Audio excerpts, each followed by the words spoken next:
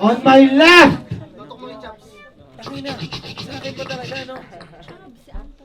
Mark Lim, yo. Kilala niyo naman, di ba? Introduce yourself, yo. Sino ba si ML sa likod ng entablado? Na kadalasan ay sinasabihan na suplado. Sa tuwing nagpo-perform, hindi namamansin. Nakala mo kung sino. Lyrical Mind, White Rabbit Production, Pinoy Finest Crew. Shoutout nga pala kay EJ ng Bone Chapel and Radical ng Kiriko. Peace. Yo! Isang palakpakan naman dyan. Yo. On the right side, introducer. Cheesy. Mama! Kadong. My new style like what do you do? Yeah, I'm lead for the beat. For the top round dogs with me. If you don't know about me, yeah, I'm lead for the beat. Cheesy the Don, the king in disguise, Lyrical Mind, Team Galaxy all day. Shout out sa Christy Production, shout out kay Uno. Yeah. You heard it. Flip a coin, tol.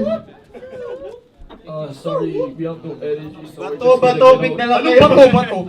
Joke lang. Oh, eto na ha. Call. Head in the bed, yeah. Head in the bed. Wow. Maya! Head in the bed. Mark Lim will go first. Walang hihinga. 90 seconds, let's go!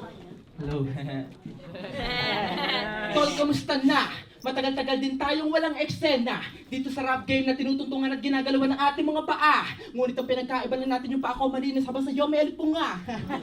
Joke lang. Namiss ko lang talaga ang pakikipag-battle. Lalo na pag ang kalaban ko ay may mukha na pang shake rattle. Enroll. Hindi, joke lang din yun. Tol, makinig ka ngayon pala, manginig ka dahil ngayon i-prove na mga barkong kitlat ngayon may kulog pang kasama. Hindi ka na makakaligtas sa bawat ano ng barang kong binibitawan. At sisiguraduhin ko magigibang paputupan na yung matatapakan. Dahil ngayon pinaubayan na sa akin ng kapangyarihan na kailaliman. Kaya sa alin kung tawagin mo akong hari ng karagatan. Poseidon ang pangalan, pero wag ka, dahil hindi pa dyan nagtatapos, sapagkat ang sumunod dyan ay hari ng kidlat na kung tawagin ay si Zeus. Papauna na kita ng mga barang malakidlat hanggat matusta ka, at hindi kita papakawalan agad sa iyong huling hininga. At ako lang sa iyo ang pwede manghusga, at dahil sinisira mong ating kultura na andito ako para magbigay ng hustisya. Kaya tol, pasensya, na kung sa laban na to ibabaong kita ng husto. Hindi ko to pinili at lalong hindi ko to ginusto. Sadyang kailangan lang, dahil sa panahon ngayon kapag mabait ka, matatapakan ka lang. Kaya tama na muna ang pagkabait. Ngayong matitikman mo kung gaano ko kabait. Malademonyo humagupit, kung malapit, pag sa akin tumikat ako yung malapit, baka magbuka ka lang alaga ko, the vet! At kung ako yung hayop, tanga ka, kung ikaw yung hayop, ako naman yung vet. At may sakit ka pero hindi na kita gagamutin kasi malaban ng yung sakit. Kaya pasintabi, papatayin na lang kita na wala nang sabi-sabi. At talaga naman may sakit ka dahil kinalaban mo ako kahit alam mo naman na wala ka sa akin mas nasabi-sabi. Kaya tabi, ang mga katulad mo kasi nandito na kami, mga puting kuneho ngayong pangat. Oo, maliit lang kami pero malakas sumulat, sumugat, tumagat. Time! Time! 90 seconds, Tracy. Tracy, let's go. Hoy, Mark Lim. Ang yabang mo na. Dati kapag hindi kita inahag, nagtatampo ka. Pero joke lang. Magaling naman si Mark Lim. Biro niya natalo niya si Lester. Malupit ka na. Tapos tinalo mo si Lloyd. Malupit na siya. Tapos ang dami mo naman nagawang kanta. Sumalupit ka na. Pero psych, no you stupid fuck, yan ang iyong akala. Isa ka sa mamamatala sa maling akala. Pero hindi mo lang alam, mas madami pa ako napatay sa maling akala. Pero bago na mag-umpisa, may gusto mo na akong sabihin sa inyo na dapat nung ko pa sinabi. Oras na para malaman nyo kung ano talaga ang totoong nangyari. Kaya ako na-late nung a-date ko pa ang nanay ni Moy dati. Dahil busy ako sa pagkantot sa nanay mo buong gabi. Kaya kasalanan ng nanay mo kung ba't ko naging anak si Moy. Kung hindi dahil sa kanya, isang naging mukhang tiyanak si Moy. At alam ko natawa sa last battle ko na sa sinabi ko. Oo, ako talaga dapat naging tatay ni Moy kaso na late ako. Pero dapat di ka natawag gago dahil oras na para malaman mo na ako rin dapat na naging tatay mo. Kaso mas ginusto kong matuyuan na lang sa kumot at di sa loob ng nanay mo. Ang sarap din sa pakin ng mga kanta mo, na pa sa Facebook, dahil nung kwenta ng kanta, kung wala namang hook. Ha? Kung wala namang hook. At oo, tinignan ko ang Facebook mo. Kaya sana huwag mo akong wag na wag mo akong tatawagin stalker mo, tanga. Mark ang pangalan mo, kaya chine-check lang kita. Kaya wag mo rin sasabihin na malalim ka. Dahil lahat ng ibabanat mo sa akin ay kulang. Paano ka naging malalim kung ML ka lang? Ha? Ha? 10 seconds. Kaya sana bigyan mo na kahit konting respeto. Oras na para malaman mo na ako talaga dapat na naging tatay mo. Kaso di ako nalabas sa sobrang pangit ng nanay mo. At wait lang, may tatanong ako. Knock knock! Who's there? Mark Lim! Mark Lim! Exactly! Time! Time! You heard it first, motherfuckers! First round! Gago ka. Second round, man. 90 seconds. Let's go! Tolong malas mo. Alam mo kung bakit? Dala ko pang iyon nakalaban. Ngayon para ka nakapiring ng mata habang nakikipagbarilan. Pero huwag kang mag-alala, dahil pares lang tayo. Ang pinagkaiba lang natin ay wala akong kapit na gatilyo. Dahil ang tanging hawak ko lang ay lapis, papel, pantasa at pambura. Dahil alam ko yung baril mo may bala nga pero walang pulbura. In other words, hindi yan puputok. Dahil sagana ka na naman sa tutok. Puro ka forma, kulang ka sa gawa. Masyado ka mayabang, feeling mayaman pero dukha. Hindi sa pera, kundi sa pagkatao. Dahil alam ko na alam mo na gumagamit ka ng iba para pasikatin pataasin ang sariling pangalan mo. Kaya uulitin ko sa'yo, tabi, tabi. Dahil kapag ako natumugma, mga katulad mo bulagta, na ang mga matay bulag pa sa katotohanan duwag ba, mga utak bugaw bibingka, at isa ka rin sa kanila, grupo ng mga matatapang na ang lalakas ng loob dumigma, kahit ang mga utak at dila hindi pa hasa, ngunit nangangarap din maging isa sa bihasa, kaya nagpapatuloy sumulat bumuo ng mga tula. Kahit medyo, kahit paano, saludo ako sa'yo. Pero tanong ko lang, alam mo ba ang nakaraan ng larangan ng kulturang nilalakaran mo? Marahil hindi. Dahil nagsimula ka lang naman mag-rap, hindi dahil sa flip-top, kundi dahil sa amin. Kaya doon sa paglaban mo sa akin, para ka lang humarap sa salamin. Pero wag sana pumasok sa utak mo na ikaw yung nasa harap, sapagkat kopya ka lang, kaya ikaw yung nasa likod, mamen. Kaya ang matalo mo ako sa laban natin, huwag ka na mag-ilusyon. Pero sa bagay, hindi naman ako kabado. Dahil naniniwala ako na lagi nagwawagi ang tunay laban sa ilusyon. Kaya sa rap game, kailangan mo na mag-resign. At kung hindi mo na magagawin yun, edi pack you ka with infinite design. Time! Make some noise for those. Make some noise. What's up? Freezy. Round Second 2. round. Freezy. Yan na ba ang kaya mong yan na ba ang iyong mga hinanda? Yan na ba ang mga kaya mong ibanat? Sa lahat ng mga sinabi mo, tol, hindi mala ako nagulat. Dahil lahat ng mga sinabi mo, parang joke lang lahat. Para makagrupo mong White Rabbit, puro nag-choke lang lahat. Ha? At tangina, nung laban nyo ni Lester, panay hawak ka sa kanya. Alam nyo lahat yan, kaya huwag nyo nang tanungin. Pero pinagtataka ko, ngayon ako nakalaban mo, ba't ang layo mo sa akin? Siguro hindi mo lang alam kung sino man nanalo sa atin. Pero ang alam ko, ang White Rabbit ay isang candy na kaya ko lang lamunin. Ha? Kaya subukan mo kung hawakan sa mga tao dito sa entablado. Tingnan natin kung di ka uwi ng di basag yung mukha mo. Dahil tanginang to, ang laki ng ulo, lagi nagpapauso, at ang kapal ng mukha mo, kaya malaki rin ang uso mo. At ang laki ng ulo mo, hindi dahil malaki ang ulo mo, malaki ang ulo mo, di pa nagsalita ka, ang laki ng ulo mo. Na sinabi mo nung interview ni G, na kaya ka sumali sa UBRB para magkapangalan. Pero tanginang yan, hindi ko inayaan. Nandito ko sa iyong harapan, isa ko sa mga harang na babangka sa sarili mong daan, at sana ako supuputo sa mababa mong hagdan. The Lyrical Mind, Team Galaxy, ang aking pinanggalingan. Ikaw bumabangga, pwes na dapat mong malaman. Dahil ako ang bago mong masamang mapapanaginipan. Langit ako, lupa ka lang na kaya kong tapakan. At anong angas, meron ka? At anong angas, meron ka? Matigas ka lang sa labas, pero namumutla sa loob, watermelon ka. At oo, totoo yung sinabi mo na nagkasyota ako ng maitim, pero yung mukha, Rihanna. Ikaw naman nagkasyota din, pero yung mukha, si Rana. Ha? At para to sa nag-comment sa UBIB page dati, sige, kami ninadadamay ng hindi dapat idamay sa battle na to. Pero anong magagawa namin kung ganun talaga ang sistema na rin pinasok mo? Huwag kang epal ang kapal ng kupal, bawal may regla dito. Magsumbo ka tulad, magkwento ka sa pag-uwag ka lang magwelga dito. O kung sino ka man, ikaw na yung perfecto, kami na yung masama, malasatanas, anito aming imperno, kaya nga tinawag na underground, it makes sense na ito ang aming teritoryo. Tapos papasok ka sa aming butas, ngayong hindi ka na makalabas, nilibabaw ka lang namin parang utang ng Pilipinas. Balik sa'yo, tangina mo, sana huwag kang magsisi, sana kinilala mo ang kalaban mo ay si Tracy. Pagkatapos ng battle na ito, magalit ka kay Jason, kay Prince G, dahil nirap ka nila sa akin na alam nila mahilig ako sa pussy. Kaya sana bigyan mo na kahit konting respeto. Oras na para malaman mo na ako talaga dapat na naging tatay mo.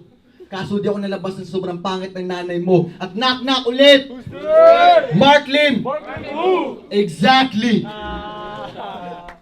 Time, bitch! Third round! Mark Lee, medyo seryoso yung laban pero yeah, third round. Okay. Kung napansin nyo, na sa laban na to, hindi ko siya masyado ginamit ng maraming bars. Sa kadahilanan, gusto kong ipamali sa inyo ang aking pagiging lirikal. At gusto kong patunayan na hindi nyo kailangan ng maraming bars para mag-iwan ng kalaban sa stage na kritikal. Kaya oras na para iyong malaman na sa laban na to, ikaw lang aking pinaglaruan. Hinit-het, binuga na parang halaman. Pero hindi kita minaliit. Bagko sa akin lang pinatunayan na ang talento natin ay hindi magkadikit. Magkaiba ang galing at husay na sa atin ay nakatatak. Dahil oo, paras nga tayo matalino dito, pero sa laro na to, ako lang yung mautak. Kaya sige, ikaw na yung may maraming bars at katokshitan na personal sa laban na to. Kaya ko din naman gawin yan kung ako lang yung nagseryoso. Pero hindi ko ginawa dahil magkaibigan tayo na matalik at ayoko yun masira. At sa totoo lang, hindi talaga ikaw yung pangarap ko na makaharap dito sa entablado. Sapagkat hindi naman tayo magkaaway at hindi naman tayo tablado. Pero wala na magagawa dahil huli na nang nalaman ko yung mga putang ina nag-backout isa-isa. Ina, kung mag-backout kayo, edi sana hindi na lang kayo nag-sign up nung umpisa. Nakakadismaya. Pero, balik na sa putang ina mo. Trizy, bakit ang kulit mo? Tol, bakit ang kulit nito? Ewan. Pero teka. Pero, Nagising! Tulog! Yo! bakit ang kulit mo? Pero teka. Kaya oras na para malaman mo. At sana, bigyan mo ako ng kahit konting respeto. Na ako at ang nanay mo dati ay magka-date. Ako sana naging tatay mo kung wala lang siyang AIDS.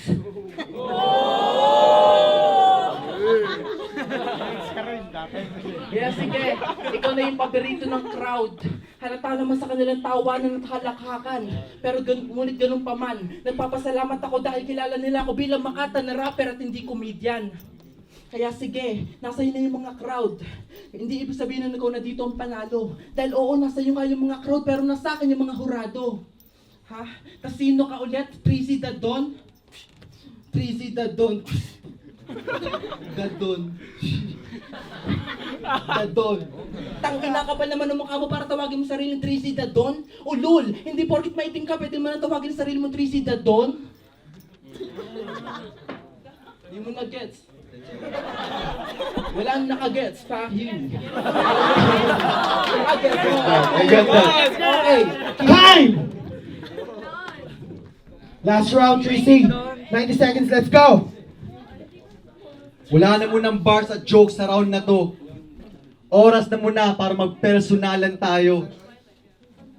Tangina mo, nagkapangalan ka lang, lumaki na agad yung ulo. Nakalimutan mo ang mga taong umalalay sa likod mo at dinalikuran ng mga taong tumulong sa'yo. Tapos nagtayo ka pa ng sarili mong grupo. Pero paano ka nare-respetuhin kung ikaw mismo hindi marunong rumespeto sa ibang tao? Tandaan mo, nanggaling ka sa nag-iisang babae at nag-iisang lalaki sa buhay mo. Kaya sana matuto ka rumespeto sa mga tao, tangina mo. Kahit may pera ka man o may swag, hindi ako mabibilib sa'yo. Dahil hindi sa pera o swag sinusukat ang isang pagkatao. Anong kayang gawin ng pera o swag na hindi kayang gawin ng respeto? Anong silbi ng pera o swag kung malaking ulo mo lang napapansin sa'yo? At anong silbi ng pera o swag kung yung madumi naman tingsin mga tao? At anong silbi ng pera o swag kung puro tayo at di mo naman pinaflash yung bunganga mo? Dahil talk shit ka. Kaya sana huwag mong itay na ipakain ko sa yung pera at swag mo. Para kahit paano matuto ka magmahal, gumanda yung ugali mo. At kahit kailan din ko gagayahin ang style at buwan ng kupal na to. Dahil paano ako makatayo ng maayos sa isang sapatos kung hindi ko naman size to? Ha? At alam ko, may parte dyan si Preachy sa pagkatao mo. Dahil siya sa iyo ang nagturo. Siya sa iyo ang naging guro. Sa diskarte, forma, mali at tama, siya sa iyo ang nagturo. Alam namin na umaangat ka na at minsan di mo na siya napapasalamatan. Ang iyong kaibigan na tinuring ka pang pinsan ay yun na nakakalimutan. Ha? Akala mo kasi wala kang nababangkat, wala kang tinatapakan. Pero hindi mangyayari ang lahat ng yan kung marunong ka lang lumingon sa iyong pinanggalingan. Tapos ang kapal pa ng mukha mo, nagayahin siya. Lahat ng itinuro niya ay tinuro mo pa sa iba. Pero masama doon ay tinuro mo sa mas nakakabata na ikaw naging rason kung ba't naging berde at mausok ang buhay nila. Ha? Isa kang vampirang nagkakapangil, na atat sa pagkagat. Pero kahit sumipsip ka pa man sa mga tao, kahit kailan hindi ka pwede sa pagsikat. Pero oras lang ang kailangan, may araw din sa'yo na dadapat. Kaya ako binubuhos lahat dahil sa mga natamo kong sugat, na naging dugo na ang tinta sa bawat letra kong sinusulat. Dahil alam ko na hindi random ang sarap kapag hindi ka dadaan sa hirap. Pero tandaan mo rin, huwag kang mag-alala. Dahil alam ko na isa sa pinaka-importante sa binigay sa atin ng tanging Ama ay ang desisyon na tayo mismong gumagawa. Kaya ang isip natin ay dadalawa. Kaya may mali at tama, kanang kaliwa, taas at baba. Dahil gusto niya na tayo mismo gumawa ng sila natin desisyon kung saan tayo pupunta. Kaya kahit anong man mangyari, tayo pa rin, ikaw, nandito pa rin ako para sa'yo sumuporta. Kaya kahit anong mangyari, tayo pa rin magtutropa. Time! Time! Make some motherfucking noise! That's what's up! That's what's up, judges! Wow. Let's go! Shoutout nga pala kay Uno ha. Malupit yung laban, grabe kung papakinggan nyo lang. Kung papakinggan nyo lang talaga, kung bukas yung isip nyo. Ang hirap mag-judge sa laban na to, tumasa lang ako ng kamay kasi, alam nyo, tropa ko rin naman yung dalawang yan. Pero, kay Tracy, iba talaga yung datingan ba? Iba yung banatan nilang dalawa. Iba rin yung discard. Iba rin yung discard ni Mark Ling. Sumbatan silang dalawa pero ako sa akin lang to para sa kayong magaling. Ayoko sanang mag-judge pero I vote for Mark Ling, tol. Respeto sa iyo, tol. Maraming salamat. Explain mo. Kasi first round kay Mark Ling. Second round kay Tracy. Kasi halos nag-get ko sa lahat. Sober po yan, ha? Huwag niyo pagkawa ng sober. Sobra ako. Explain. Di na. Sobraan ako pero kay Mark Ling. Ito lang. Tapos na.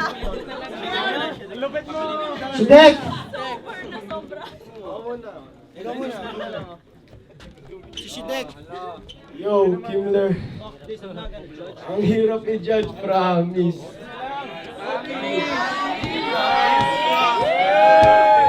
Kwento mo sa tahong. Hindi, seryoso. Yung battle, seryoso. Oh, magkatropa sila, kaya ganun yung laban, medyo seryoso. So, by saying that, binoto ko si Trizy, 2-1. Round 1, bibigay ko kay Mark Lim. Yung pinakita niya mabilis. Ibang style ni Mark Lim yung pinakita niya ngayon. Pero, mas tumatatak pa rin yung kay Trizy. Especially yung round 3 niya. Yung meron siyang mga personals, tsaka bars. Yun lang masasabi ko. Trizy, 2-1.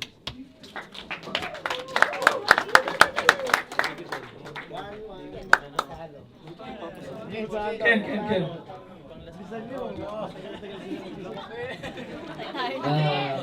First round kay Mark ako. Second kay Trizy.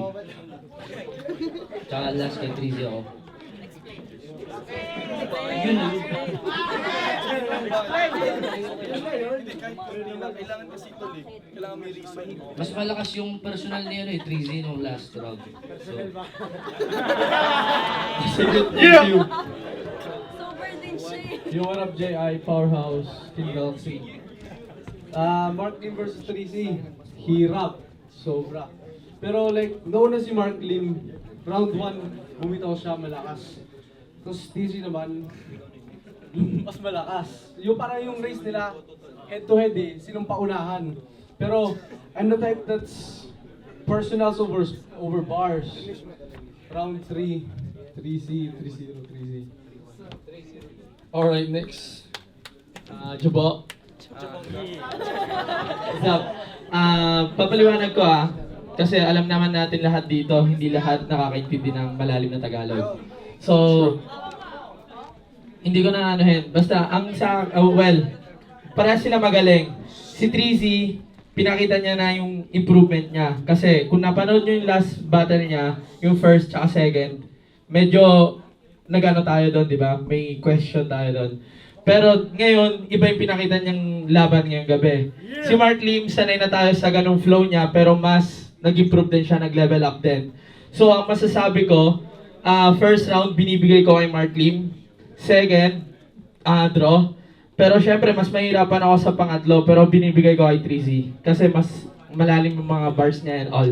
So, 3Z.